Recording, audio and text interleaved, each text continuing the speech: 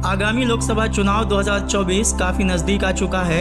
ऐसे में तमाम तर राजनीतिक दल चुनाव की तैयारियों में जुटती हुई दिखाई दे रही है। खास तौर पर बिहार के मुख्यमंत्री नीतीश कुमार पूरे विपक्ष को एकजुट करने के लिए पूरे देश का दौरा लगा रहे हैं। वहीं दूसरी तरफ असदुद्दीन ओवैसी की MIM पार्टी विपक्ष से अलग अपने तौर पर लोकसभा चुनाव की तैयारी में जुटती नजर आ रही है। ओवैसी की पार्टी ने बिहार के सीमांचल क्षेत्र में पहले ही अपनी धमक दिखा रखा है।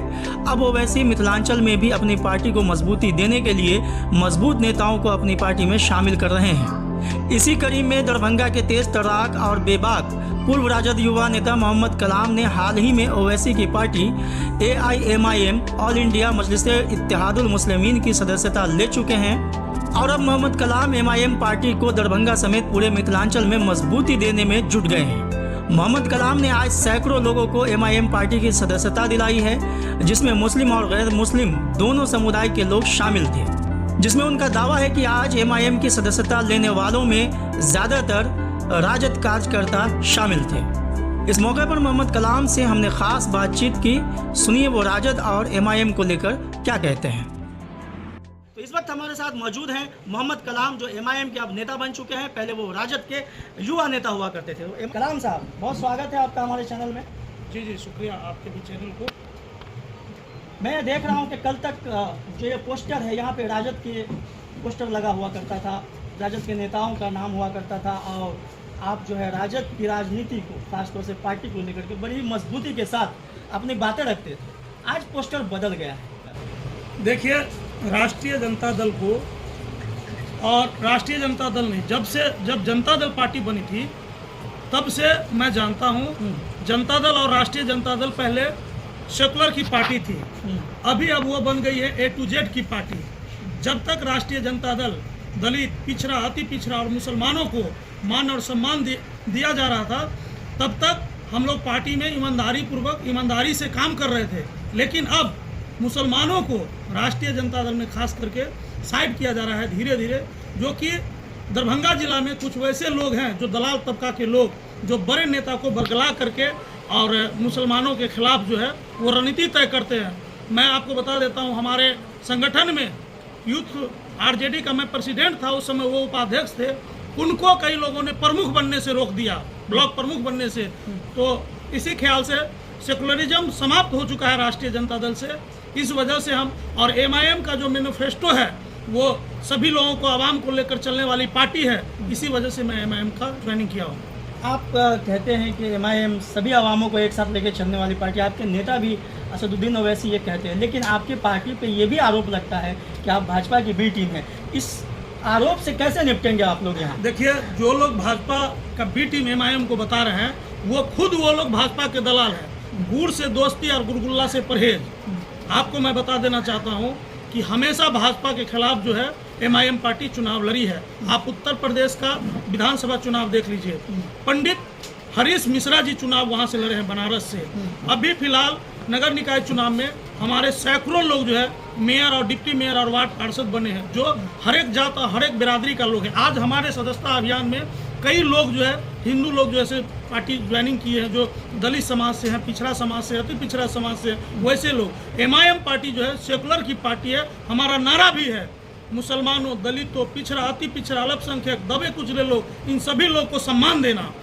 ये लोग खुद मुसलमानों को जो है, बिहार का जो क्षेत्रीय पार्टी है या देश का जो क्षेत्रीय पार्टी है, वो मुसलमानों को भाजपा का डर दिखा करके जो है वोट लेना चाहती है और वोट लेकर के बरगला करके जो है झंडा ढुआने का काम करती है और सम्मान देने का काम नहीं करती है। देखिए, मेरा मकसद यही है कि गरीबों और आवामों का सेवा करना, और मैं पेशा से राजनीतिक व्यक्ति हूँ और पार्टी मुझे जो जिम्मेदारी देगी उस जिम्मेदारी को ईमानदारी पूर्वक जो है निभाने का काम करूँगा। अभी मैं एक कार्यकर्ता की हैसियत से जो पार्टी का मैनिफेस्टो है उस पर मैं काम करूँगा।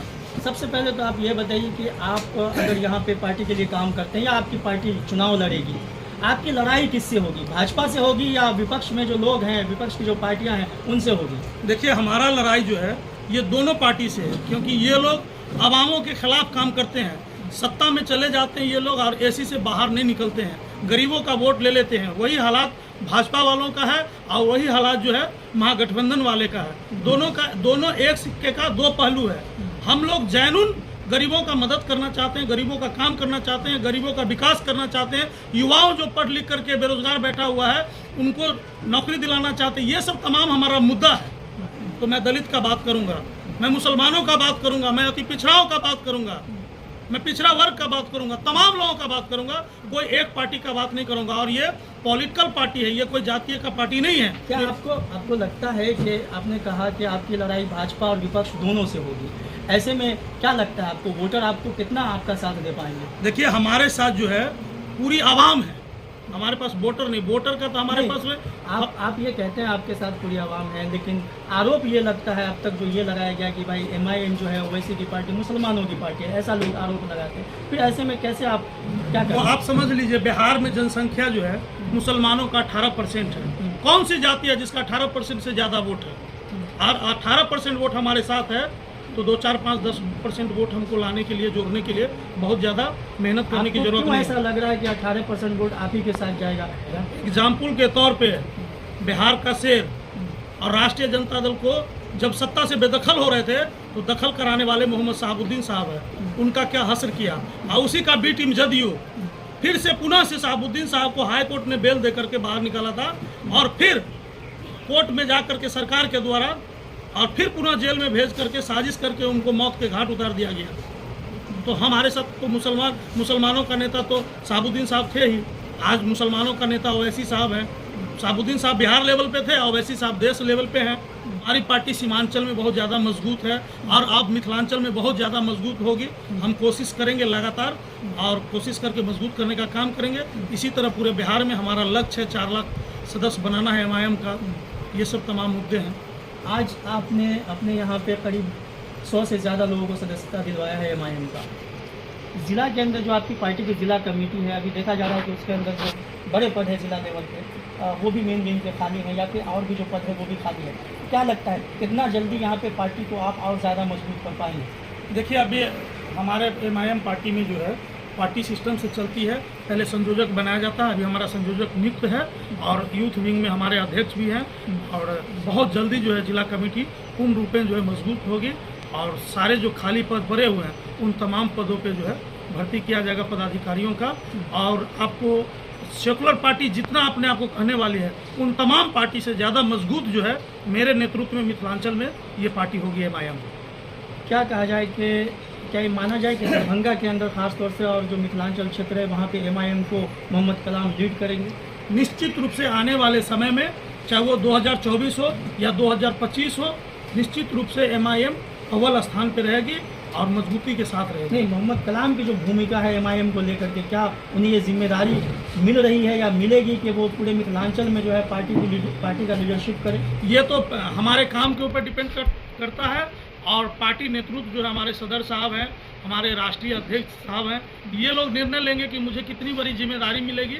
जितनी बड़ी जिम्मेदारी मिलेगी उसे मैं बखूबी निभाने के लिए तैयार हूँ। 2024 के लोकसभा चुनाव को लेकर के मोहम्मद कलाम क्या सोचते हैं, उनकी क्या अभिलाषा है, उनकी क्या ख्वाहिश है?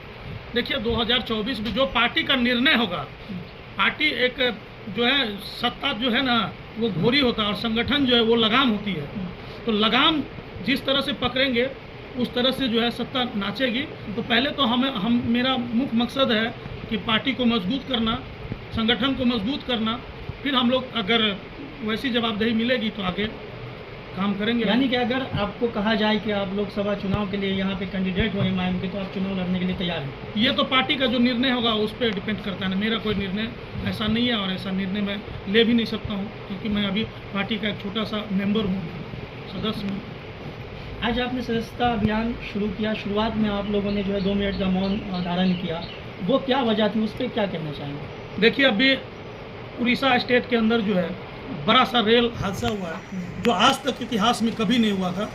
तो मृतक के लिए हम लोग जो है मौन रखे थे 2 मिनट का, और भारत सरकार का जो रेल मंत्री है उसके खिलाफ जो है वो अविलंब इस्तीफा दे, और मृतक के परिजनों को जो है 1 लोगों को नौकरी मिले और 10-10 लाख रुपया मिले, और जो घायल व्यक्ति है उसको जो है 5 लाख रुपया मिले, और ये जो लोग इसमें दोषी हैं उनको अविलंब जो है डिस्चार्ज और डिसमिस किया जाए। और ये हम लोगों के ख्याल से लग रहा है कि एक सोची समझी साजिश है, क्योंकि अगर 2 ट्रेन टकराएगी तो आमने सामने टकराएगी, यहाँ 3 ट्रेन टकराने की बात है। 2024 का चुनाव है, हो सकता है ये भी एक मुद्दा होगा। पहले भी पूर्व में भी लोकसभा चुनाव से पहले पुलवामा हमला को याद कर लीजिए। तो ये सब भी भाजपा का साजिश हो सकता है। तो आप सीधे सीधे भाजपा पे आरोप लगा रहे हैं ट्रेन दुर्घटना को लेकर। देखिए, चुनाव जीतने के लिए भाजपा किसी भी हद को पार कर सकती है। उसका न कोई नीति है, न कोई सिद्धांत है। किसी को भी तोड़ जोड़ करके मिला सकती है। चलिए, हमसे बात करने के लिए बहुत शुक्रिया। धन्यवाद। तो ये थे मोहम्मद कलाम, जिनको अभी आप सुन रहे थे। पूर्व राजद नेता, ताज़ा तरीन MIM के नेता बन चुके हैं। ये पार्टी की सदस्यता इन्होंने पिछले ही दिनों पटना में लिया था और आज दरभंगा के अंदर में इन्होंने सैकड़ों लोगों को पार्टी की सदस्यता दिलाई है, जिनकी तस्वीरें हम आपको पहले भी दिखाए हैं। और ये जो विजुअल आप देख रहे हैं, ये उसी की तस्वीरें हैं। और ख़ास तौर से इनका आपने बयान सुना कि किस तरह से वो पार्टी की आइडियोलॉजी से खुश होकर के पार्टी को इन्होंने ज्वाइन किया। इन्हें ऐसा लगता है कि यह ऐसी पार्टी है जो सच में हर वर्ग, हर लोगों की बात करती है, उसके उत्थान की बात करती है, उसके विकास की बात करती है। और यही पार्टी है जो आम लोगों का विकास कर सकती है। और यही वजह है कि इस पार्टी को उन्होंने ज्वाइन किया है।